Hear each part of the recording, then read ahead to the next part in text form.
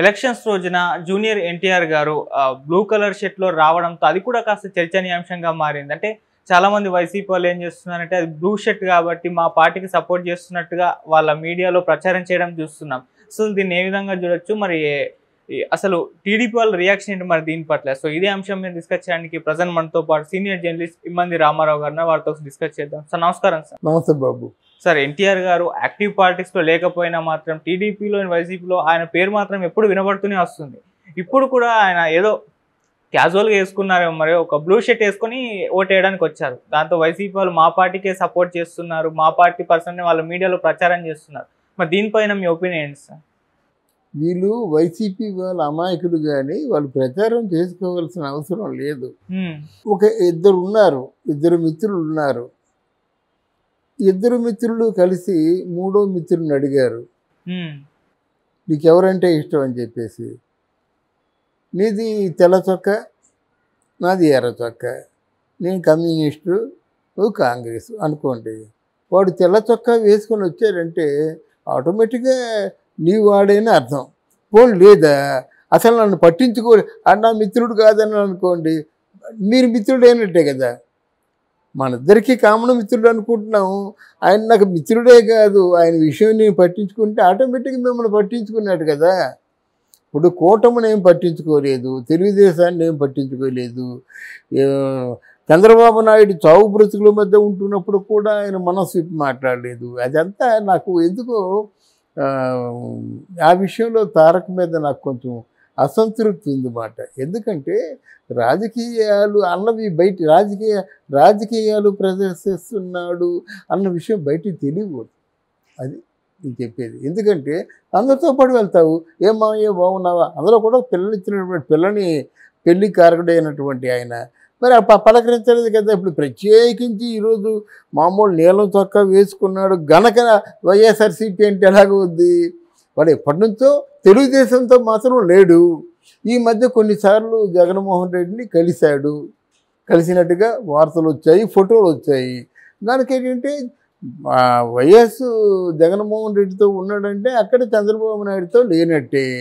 ఏదైనా వాళ్ళిద్దరి మధ్య గొడవ ఎప్పుడూ ఉంటుందండి. ఎవరిద్దరి మధ్య? లోకేష్ మధ్య, తారక్ మధ్య. తెలుగుదేశం పార్టీకి వారసుడు నేనే అని తారక్ అనుకోవచ్చు, లేదా తారక్తో ఉన్నవాళ్ళు చెప్పవచ్చు. లేదు, ఎంత కష్టపడుతున్నాను కదా, ఎంత పాదయాత్ర చేశాను కదా, మా నాన్న తెలుగుదేశానికి ఎంత కష్టపడ్డాడు కదా, మా నాన్న లేకపోతే తెలుగుదేశం పార్టీ ఏముంది, కనుక మా నాన్న తర్వాత వారసుడు నేనే అవుతానని లోకేష్కు ఉంటుంది. సహజం.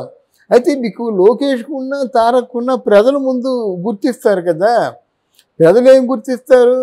ఒకసారి 2 సార్లు ఆర్టిస్ట్గా గుర్తిస్తారు, తర్వాత ప్రజలకు ఏమి చేశారు అన్నది గుర్తిస్తారు. ఇప్పుడు మంగళగిరిలో అదే అయింది కదా. మంగళగిరిలో అంతకుముందు లోకేష్ బాబు ఓడిపోయినాడు. తర్వాత అక్కడ ఆళ్ళ రామకృష్ణారెడ్డి ఎవరున్నారు కదా, ఆడు ఎప్పుడు కనబడలేదు. తర్వాత ఎక్కడ గెలిచిన వాడు, రాజోల్లో గెలిచిన వాడు అక్కడి నుంచి వెళ్ళిపోయినాడు. స్థానికుడైనప్పుడు కూడా ఏం చేయలేదు. లోకేష్ ఏం చేశాడు? వెళ్ళారు. అక్కడ సామాజిక వర్గంలో ఎక్కువ ఓట్లు ఎవరికి ఉన్నాయి? పద్మశాలి వర్గానికి ఉన్నాయి. వాళ్ళందరి దగ్గరికి వెళ్ళారు. అందరి మొగ్గాలు మీకేం కావాలో చెప్పండి అన్నాడు. ఎవరెవరికి ఏం కావాలో అంటే గెలుపు ఓటములతో సంబంధం లేకుండా నెక్స్ట్ టర్మ్లో ఎలక్షన్లో నిలబడ్డో సంబంధం లేకుండా ముందు వాళ్ళకి కావాల్సిన వనరులన్నీ చేకూర్చేశాడు.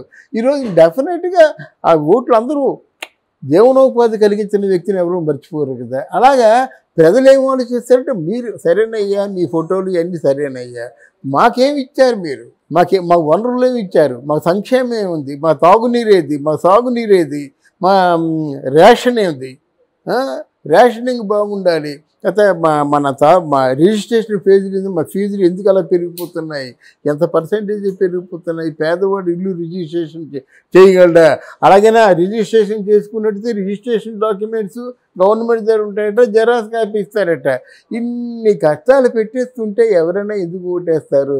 అలాగా నేను చెప్పేది ఏమిటంటే, ఒకవేళ తారక్ వచ్చినప్పుడు కూడా పరిపాలన చేతనవ్వాలి కదా. ఇవన్నీ లేకుండా నేను చొక్కా వేసుకుంటాను, వాళ్ళు బెదిరిస్తానంటే ఎవరు బెదిరిపోరు. ప్రజలకు కూడా అది పోయింది. మొదలు తారక్ వస్తే బాగుంటుందేమో అని ఆలోచన పెట్టుకున్న వాళ్ళు కొంతమంది ఉన్నారు. కానీ ఇప్పుడు అవసరం లేదు. ఎప్పుడైతే లోకేష్ బాబు మాట్లాడుతున్నాడు, సమస్యలు మాట్లాడుతున్నాడు, ధైర్యంగా మాట్లాడుతున్నాడు, మంచి బాగా ఆర్గనైజ్ చేయగలుగుతున్నాడు, ముఖ్యంగా మోదీ గారు లాంటి ప్రధానమంత్రి ముందు చాలా చక్కగా మాట్లాడాడు, మోడీ దగ్గరికి పిలిచాడు, చక్కగా ఎంకరేజ్ చేశాడు. కనుక ఇందులో ఈ తారక్ తాలూకు అభిమానులు ఎవరు అనుకోవడం, లేదా వైసీపీ తాలూకు వేరే అభిమానులు అనుకోవడం తప్ప తారక్ ఏ పార్టీలో కలవడం. ఇది బాగా సూపర్ స్టార్గా ఉన్నాడు కదా, సూపర్ స్టార్గా ఉన్న తర్వాత ఆటోమేటిక్గా కొంతకాలం ఈ సినిమా ఇండస్ట్రీలో ఉంటాడు. ఎప్పుడో తెలుగుదేశం పడిపోయే స్థితి వచ్చినట్టయితే అప్పుడు నేను ఉన్నానంటూ వస్తాడేమో, ఇది నా అంచనా అన్నమాట. అంతవరకు తారక రాడు. కానీ జనంలో మాత్రం ఎన్టీ రామారావు గారి పేరు పెట్టుకోవడం మాత్రం అది ఎందుకని నువ్వు అనవసరంగా పెట్టుకున్నావు? ఎన్టీ రామారావు అంటే నువ్వు ప్రాణాలు ఇచ్చేయాలి కదా. ఎన్టీ రామారావు ఆయన అహోరాత్రాలు కష్టపడి ఎండనక వాననక రాత్రనక పగలనక కష్టపడి అంటే నిర్మించినటువంటి పార్టీకి నువ్వు ఏమాత్రం కృతజ్ఞత చూపించావో నీ అంతరాత్మ సాక్షిగా ఆలోచించుకో తారక్, చెప్తున్నాను. ఇంకా నా పార్టీ అయింది, ఆ పార్టీ అయింది నటితే నువ్వు ఒకసారి తేలిపోయినాడు. ఏం తేలిపోయినాడు? ఎన్టీఆర్ హెల్త్ యూనివర్సిటీ అని 26 సంవత్సరాల వయసు ఉన్నటువంటి ఎన్టీఆర్ హెల్త్ యూనివర్సిటీకి పేరు పెట్టినప్పుడు తారక్ ఏమన్నాడు? అటు చూస్తే రాజశేఖర రెడ్డి, ఇటు చూస్తే నందమూరి తారక రామారావు గారు, ఇద్దరూ ఒకటే కదా, ఎవరైతే ఏముందని చెప్పాడు. అది ఎంత ట్రోల్ అయిపోయింది తెలుసా? ఎన్ని గుండెలు నీకు? ఎన్టీ రామారావు గారితో నువ్వు పోలుస్తావా? రాజశేఖర రెడ్డి ఇక్కడ దాడితే ఎవరికి తెలియదు. ఆ పులివెందుల సంయుక్త ఆంధ్రప్రదేశ్లు తప్ప తెలీదు. తెలిస్తే గెలిస్తే ఢిల్లీలో తెలుస్తుంది.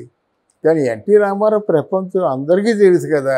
ప్రపంచంలో ఉన్న అంటే తెలుగు వాళ్ళందరికీ తెలుసు కదా.